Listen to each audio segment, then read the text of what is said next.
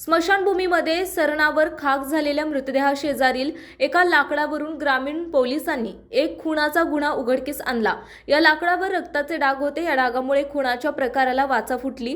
ही घटना इंदापूर येथील मौजे तावशी गावामध्ये घडली। या प्रकरणी पोलिसांनी कोणतेही धागेदोरे हाती नसताना दोघा आरोपींना जेरबंद केलं। तसेच खून झालेल्या व्यक्तीची ओळखही पटवली। हरिभाऊ जगताप असे खून झालेल्या व्यक्तीचं नाव आहे।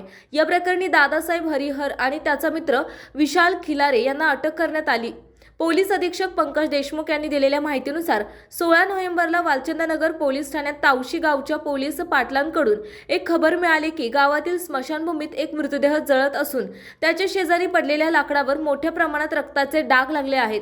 पोलिसांनी घटनास्थळी धाव घेताच तेथे स्मशानभूमीतील लोखंडी जाळीवर पूर्णपणे जळालेली हाडे तर थोड्याच अंतरावर रक्त सांडलेले दिसत होते।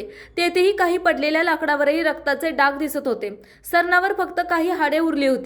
यामुळे नेमका प्रकार लक्षात येत नव्हता। मात्र रक्ताचे डाग ताजे असल्याने हा खुनाचा प्रकार असू शकतो अशा निष्कर्षाप्रत पोलीस आले। प्रकरण गुंतागुंतीचे असल्याने स्थानिक गुन्हे शाखेचे एक पथकही तपासात सहभागी झाले। दोन्ही पथकांनी इंदापूर, माळशिरस आणि फलटण तालुक्यामध्ये जाऊन तपास केला। मात्र काही धागेदोरे हाती लागत नव्हते। दरम्यान पोलिसांना ही लाकडे एका वखारीमधील असल्याची खबर मिळाली। त्यांनी फलटण येथील गुणवरे गावातील वखारीत तपास केला।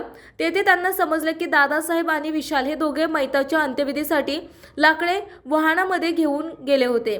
त्यानुसार दोघांना ताब्यात घेऊन चौकशी केली असता त्यांनी खुनाची कबुली दिली।